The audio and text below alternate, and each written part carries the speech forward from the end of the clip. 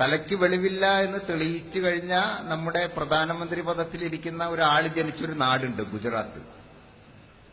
ഉസ്താദിന് അവിടെ സ്കൂളൊക്കെ ഉണ്ട്. അദ്ദേഹത്തിന് കഷ്ടപ്പാടൊന്നും ഉണ്ടാവരുതെന്ന് ഞാൻ പ്രാർത്ഥിക്കുന്നു. കഷ്ടപ്പാട് ഉണ്ടാവുകയാണെങ്കിൽ പറഞ്ഞാൽ മതി, നമ്മളൊക്കെ അവിടെ വരും. ഈ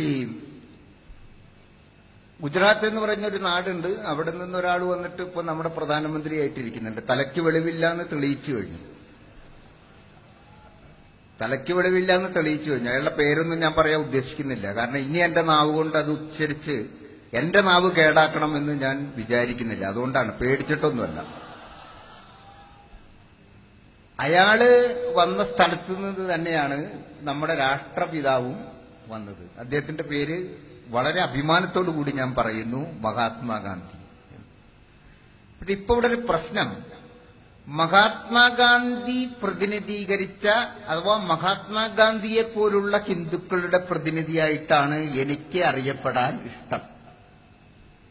അങ്ങനെയുള്ള ഒരു ഹിന്ദുക്കൾ ഉണ്ടാവുന്ന നാട് മാത്രമേ നല്ല നാടായി, മേന്മയുള്ള നാടായി, സമാധാനമുള്ള നാടായി, സഹിഷ്ണുതയുള്ള നാടായി, ജനാധിപത്യവും മതേതരത്വവും വികസനവും ദരിദ്രനാരായണന്മാരുടെ കഷ്ടപ്പാടുകൾ ഇല്ലാത്തതും ആയ ഒരു രാജ്യമായി ഇന്ത്യ മാറാൻ സഹായകമാവും.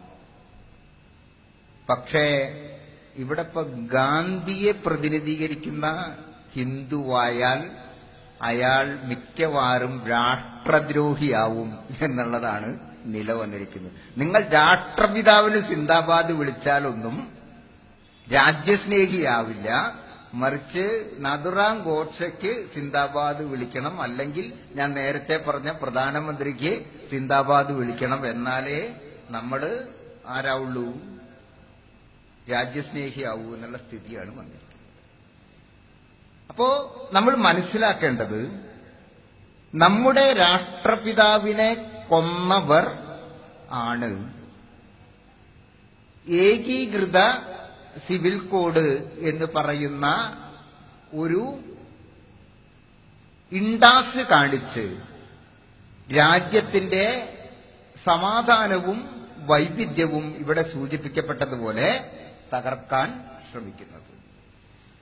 അതുകൊണ്ട് ഏകീകൃത സിവിൽ കോഡിന്റെ എതിരായ ഏതൊരു പ്രവർത്തനവും മഹാത്മാഗാന്ധിയെ രാഷ്ട്രപിതാവായി നിലനിർത്തുന്ന ഒരു ഇന്ത്യയെ സംരക്ഷിക്കാനുള്ള പോരാട്ടമാണ് എന്ന് മാത്രം സൂചിപ്പിച്ചുകൊണ്ട് ആ പോരാട്ടത്തിന് സർവ്വവിധ ഐക്യദാർഢ്യവും മഹാത്മാഗാന്ധിയെ പോലുള്ള ഹിന്ദുക്കളുടെ ഒരു എളിയ പ്രതിനിധി എന്ന നിലയിൽ പ്രഖ്യാപിച്ചുകൊണ്ട് ഞാൻ നിർത്തുന്നു. നിങ്ങൾക്ക് എന്റെ വിനീതമായ നമസ്കാരം. കോഴിക്കോടിന്റെ സാമൂഹിക രാഷ്ട്രീയ വേദികളിൽ നിറസാന്നിധ്യമായ സുഹൃത്തുക്കളെ, എല്ലാവർക്കും നമസ്കാരം. ഞാനിവിടെ ഉപയോഗിച്ച ഒരു പദം അല്പം തെറ്റിദ്ധാരണയുണ്ടാക്കും എന്ന് തോന്നുന്നു. അത് തലയ്ക്ക് വെളിവില്ലാത്ത ആള് എന്നൊരു പദമാണ്. കാര്യമൊക്കെ നിങ്ങൾക്ക് എല്ലാവർക്കും മനസ്സിലായിട്ടുണ്ട്. പക്ഷെ ഞാനത് ഈ വേദിയിൽ പറയുന്നത് ഒരുപക്ഷെ നിങ്ങൾക്കെല്ലാവർക്കും ബുദ്ധിമുട്ടുണ്ടാക്കും എന്നതുകൊണ്ട് അത് മറ്റ് വേദികളിൽ ഉപയോഗിക്കാനായി എന്റെ നിഘണ്ടുവിൽ ഏറ്റവും ആദ്യം തന്നെ സൂക്ഷിച്ചുകൊണ്ട് ഇവിടെ ആ വാക്ക് പിൻവലിച്ചതായി അറിയിക്കുന്നു. നമസ്കാരം.